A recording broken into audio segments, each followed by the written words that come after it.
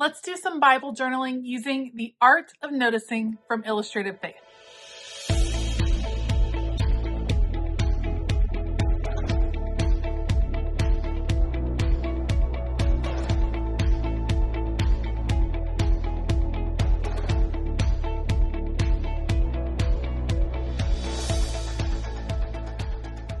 Hey y'all, I'm Elisa, the ScrappyWife behind ScrappyWife.com, and today I am working in my Bible looking at Psalm 19 and using goodies from the Art of Noticing devotional kit from Illustrated Faith. Very excited to jump in to reflect and to enjoy this time in the Word. So I will link things down below. I'm using a ton of products from Illustrated Faith, so be sure to head on over to their shop and check things out. All right, let's go. All right, the passage that I am looking at is Psalm 19, verses 1 through 4, and it says, "The heavens declare the glory of God. The skies proclaim the work of his hands. Day after day they pour forth speech. Night after night they reveal knowledge. They have no speech. They use no words. No sound is heard from them. Yet their voice goes out into all the earth, their words to the ends of the world." The devotional this month from Illustrated Faith is called The Art of Noticing, and it is all about taking time to really notice the details of God's presence in this world and the way he guides us through the world. And I wanted to make kind of an opening Bible journal entry here, just getting my heart in the right place to really notice the details that God has put in the world around us. I'm starting out with actually the bag. This is the bag that the physical kit came in. It is beautiful with the color blocks and all of the autumn colors. And then these are stencils. These are older stencils from Illustrated Faith that have these nice bold alpha letters on them. And so I am tracing out the word notice, and then I'm going to trim out each of the letters to use as the title of this particular page. Here's the truth. You get so many supplies in the physical kit. You get the stamps and the ephemera and the stickers and just all the things. You don't need to save pieces like the bag and things like that. However, I think that they add a nice little touch, and Shauna Noel from Illustrated Faith takes such care in putting together the details of these kits that I figure I should just use as many of them as possible. So I'm going to trim these out. Like I said, this is going to be the main title. I don't have a lot of journaling to include on this particular page as I'm just getting started into the devotional, but I wanted to really reflect on this particular verse. I love the thought that creation is speaking out, screaming out, crying out, singing out of the glory of God without actually using words. And when you really take the time to look around, you will notice all of the beauty and the majesty that is in this earth, and it really just kind of makes your heart burst, which I absolutely want to embrace in this crazy season of fall, this crazy season of life that I am in. I think taking time to really notice those details can be really important. So I have all of the letters all ready to go. I'm going to move them out of the way and play a little bit with some stamps in the background. I'm going to use a couple of stamps from the kit. This is the stamp set that comes with the kit, starting with this big butterfly. I use VersaFine Onyx black ink. It is a really strong black ink that doesn't move with water, which is great. I'm actually not going to do mixed media this time around, but this is just my go-to black ink. And I'm going to stamp the butterflies, a couple of them in the background, knowing that they will end up in the background. When I do this technique, or when I do things like this and then layer things on top of it, I get questions all the time of people thinking that I kind of just wasted my time. There's no purpose to having these layers. I covered it up anyway.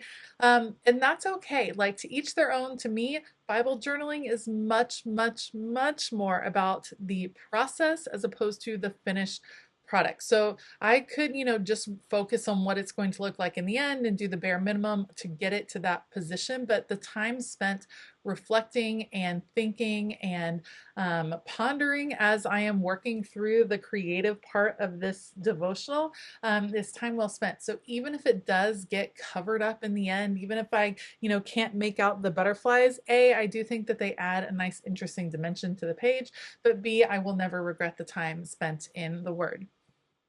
I am very thankful that I was able to get all of these alphas to fit. I kind of wondered, should I do some ephemera behind them? Should I do ephemera in front of them? How should this work? I decided, you know what, I want to go ahead and get these onto the page. That way I can kind of work from there. They're going to be big enough, large enough, bold enough to show up whether there are pieces in front of them or not. So we're going to go ahead and add adhesive to the back of these letters and get them down onto the page. I try to be very generous with adhesive when I'm putting things into my Bible like this because I want to make sure it's going to stick for a long time. So those will get put on the page.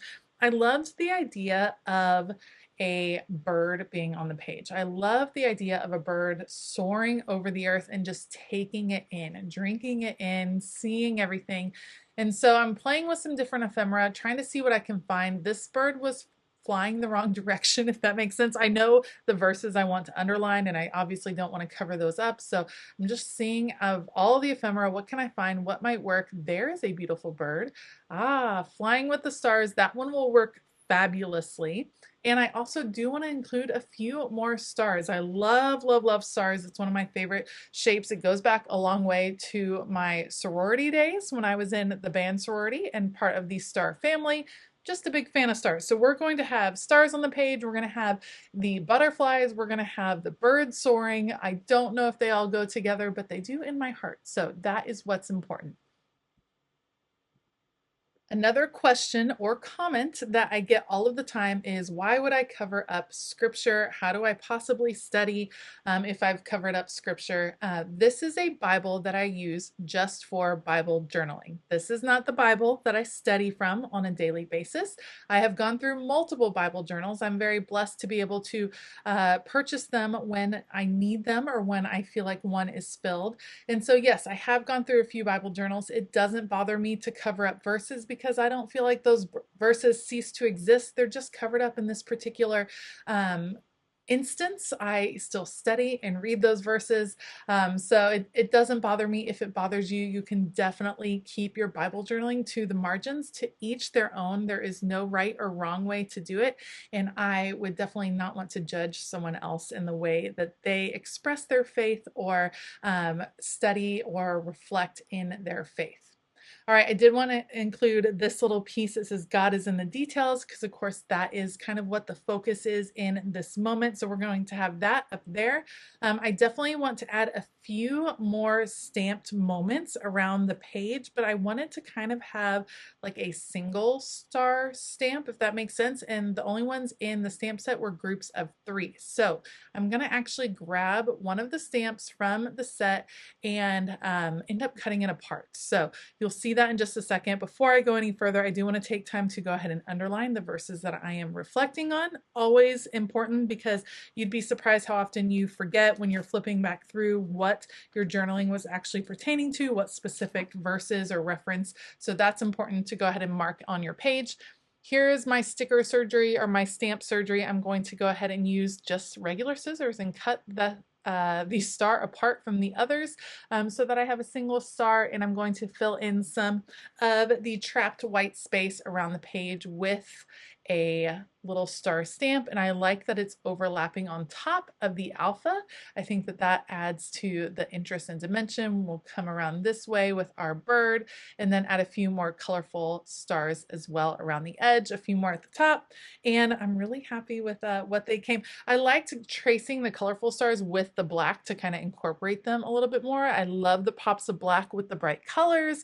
I think the contrast is really nice. I just really love how it came together, how it looks like stars are just kind of scattered or strewn about the page.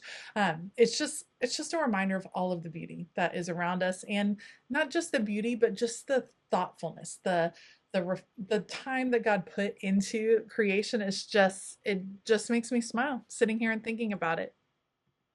The last thing I'm going to do is add one little line of journaling. I end up writing, "Thankful for the details of this world that remind me of you." All right, that is going to be it for this Bible journal process. If you liked this video, please give it a thumbs up. Consider hitting that subscribe button as well as the bell notification button. I do have the supplies linked down below, so be sure to check those out. I want to give a huge shout out to my Patreon family. Thank you all so much for being the amazing community that you are. We have a fabulous time over on Patreon, all kinds of extra perks in a wonderful community that would love to have you as part of it. So if you want to find out more about joining, you can head on over to patreon.com/scrappywife. All right. I hope that you have an absolutely fabulous day. And as always, keep it creative.